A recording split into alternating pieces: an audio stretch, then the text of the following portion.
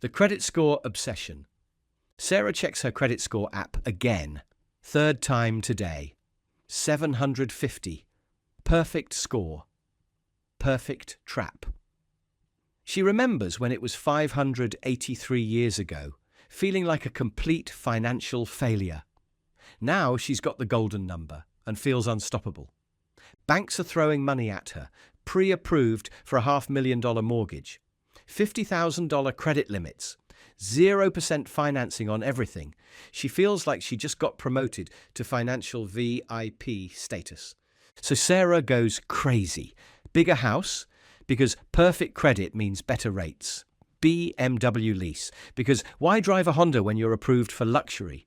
New furniture with 0% financing, because her score proves she's responsible. 6 months later, she's working 60-hour weeks just to afford her own life. Monthly payments jumped from $1,500 to $4,000. Her perfect credit score became her financial death sentence. Here's the sick truth nobody tells you. Your credit score doesn't measure wealth. It measures how much money banks can make off you.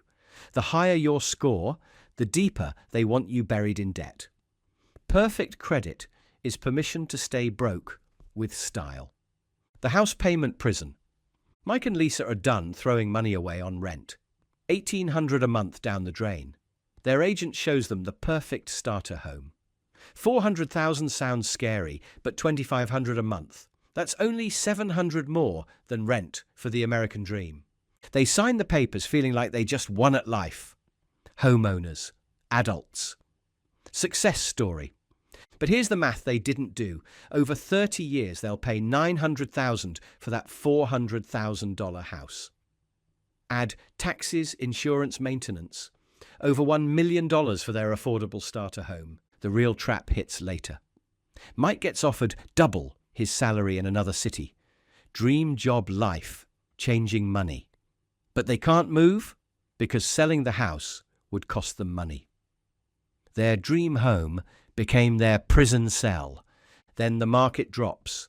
House worth $350 when they owe $380. Underwater and trapped, making payments on an asset worth less than they borrowed. The American dream became the American nightmare. The car payment cycle. James's 10-year-old Honda needs a $3,000 transmission. It's been reliable, but now it's becoming a money pit. Dealership salesman sees him coming. Why throw good money after bad? You deserve something reliable. This certified pre-owned Audi, only $450 a month. Leather seats, premium sound, backup camera. James deserves to drive something that matches his success, right? James drives off the lot, feeling like he just upgraded his entire life. But that $35,000 car just lost $7,000 in value before he got home. He owes more than it's worth and has 6 years of payments ahead. Fast forward 6 years, Audi needs expensive repairs. German engineering means German repair bills. So James trades it in, rolls the old debt into new debt. Payment jumps from $450 to $550 a month. This becomes James's life. Perpetual car payments on depreciating junk. Every few years, trade for something newer, debt rolling into more debt, payments climbing higher. Meanwhile, his buddy Marcus buys reliable used cars with cash and invests that $450 payment. 20 years later, Marcus has $300,000 in investments. James has another car payment and nothing else. The emergency fund myth. Rachel's a good student. Read every finance book, follows every rule. Saves 6 months of expenses for emergencies, so she parks $25,000 in a high-yield savings account earning 1%. But while Rachel's money sits safely in the bank, inflation's running at 6%. She's losing over $1,300 a year in purchasing power. Her responsible strategy is a guaranteed loss. 3 years later, her emergency fund lost $4,000 in buying power. Same money buys way less stuff. Her safe approach made her poorer every single day. Meanwhile, rich people keep minimal cash and invest the rest, and use credit lines for real emergencies. While Rachel's money sits dead, theirs compounds at 10% annually. She lost $8,000 in opportunity cost by playing it safe. The biggest emergency isn't needing cash. It's not building wealth while you're young enough for compound interest to work magic. The subscription bleeding. Meet David, a graphic designer who loves convenience and entertainment. It started innocently. Netflix for $15 a month, then Spotify for $10, a gym membership for $39. But subscriptions multiply. Blue Apron for meal kits, Adobe Creative Suite for work, iCloud storage, Amazon Prime, Hulu, Disney Plus. Each one seemed essential at the time of sign-up. Each one was only $10 to $50 a month. David didn't realize he was spending over $400 a month on subscriptions. That's $4,800 a year for services he barely used. Many he'd forgotten he even had. His bank account had become a monthly ATM for companies he'd forgotten about. Subscriptions are designed to be forgotten. They're small enough to ignore individually, but large enough to matter collectively. They turn your bank account into a recurring revenue stream for companies while you get poorer every month. When David tried to cancel some subscriptions, companies made it difficult. Hidden cancel buttons, retention offers, "Are you sure?" screens. They'd invested millions in making it easy to sign up and hard to quit.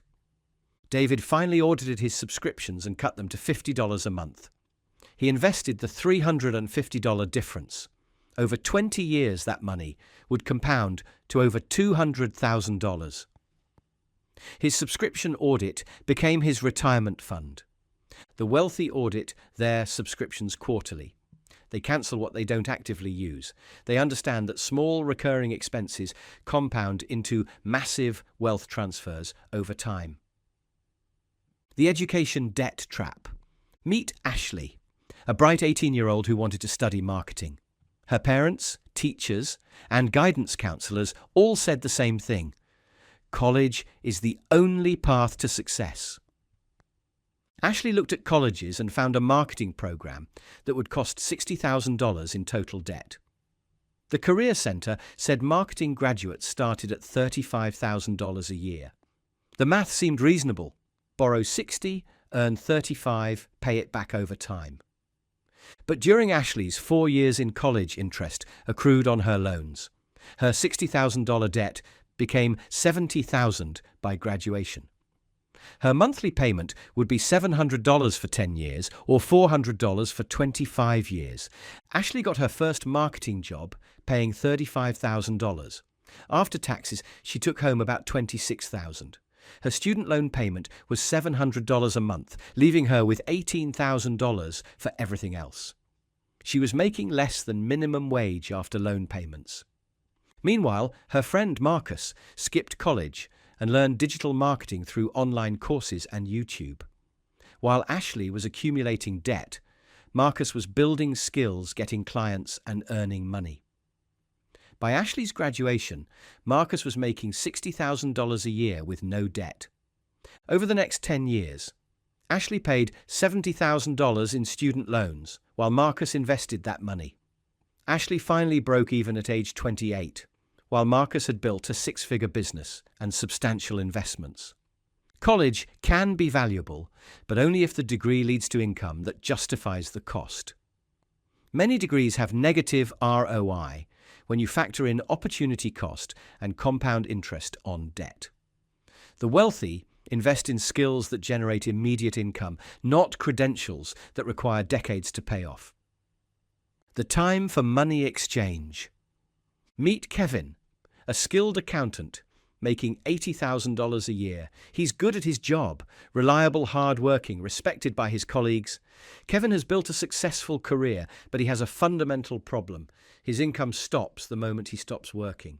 When Kevin got the flu and missed a week of work, his paycheck was smaller. When he took vacation, he lost money. When he worked overtime, he made more. His income was directly tied to his time hour by hour, day by day. Kevin thought he made $80,000 a year. But when he calculated his true hourly wage, including overtime, commute time, and work-related activities, he was making about $25 an hour. Not bad, but not wealthy either. Kevin was trapped in the time for money exchange. To make more money, he had to work more hours. But there are only 24 hours in a day, and he needed some for sleep, family, and life. His income had a ceiling based on time. Meanwhile, wealthy people build systems that generate money without their direct involvement. Rental properties collect rent while they sleep. Businesses generate profits while they're on vacation. Investments compound while they're playing golf. Kevin realized he needed to build income streams that didn't require his time. He started a bookkeeping service, hired other accountants, and built systems. Eventually, his business generated more income than his job, and he could choose how to spend his time. The middle class works for money. The wealthy make money work for them. The goal isn't a higher salary. The goal is income that doesn't require your time, so you can choose how to spend your most valuable asset. The lifestyle inflation loop. Meet Jennifer, a project manager who got promoted from $50,000 to $70,000 a year. She felt rich, successful, like she'd finally made it. $20,000 more a year meant she could finally live the life she deserved. Jennifer upgraded everything. She moved from a studio apartment to a one-bedroom in a better neighborhood. She traded her reliable Honda for a leased BMW. She started eating at nicer restaurants, buying designer clothes, taking weekend trips. Within 6 months, Jennifer's lifestyle had expanded to match her income. She was making $20,000 more, but saving the same amount, almost nothing. Her expenses had inflated to consume her raise. 2 years later, Jennifer got another promotion to $90,000. She felt rich again and upgraded her lifestyle again. Bigger apartment, nicer car, more expensive habits. Her expenses rose to match her income once more. Jennifer was trapped in the lifestyle inflation loop. Every raise led to lifestyle upgrades that consumed the extra income. She was making more money but building the same amount of wealth. None. Meanwhile, her colleague Sarah maintained her $50,000 lifestyle even as her income grew. She invested every raise, every bonus, every extra dollar. While Jennifer upgraded her lifestyle, Sarah upgraded her net worth. Wealth isn't about how much you make. It's about how much you keep. Lifestyle inflation is the silent killer of wealth building. Every dollar you spend on lifestyle is a dollar that can't compound into future wealth. The pattern that connects them all. Every trap feeds into the others, creating a web that's almost impossible to escape. Credit scores enable bigger house payments. House payments require reliable transportation, leading to car payments. Car payments require emergency funds for repairs.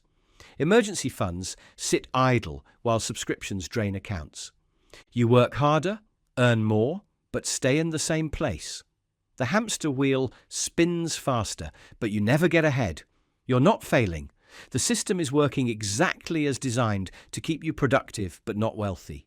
Banks profit from your credit obsession. Real estate profits from your house payments. Car companies profit from your payment cycles. Universities profit from your education debt. Subscription services profit from your forgetfulness. These aren't accidents or personal failures. They're business models designed to extract wealth from the middle class while making you feel responsible for your financial situation. The system profits when you stay trapped.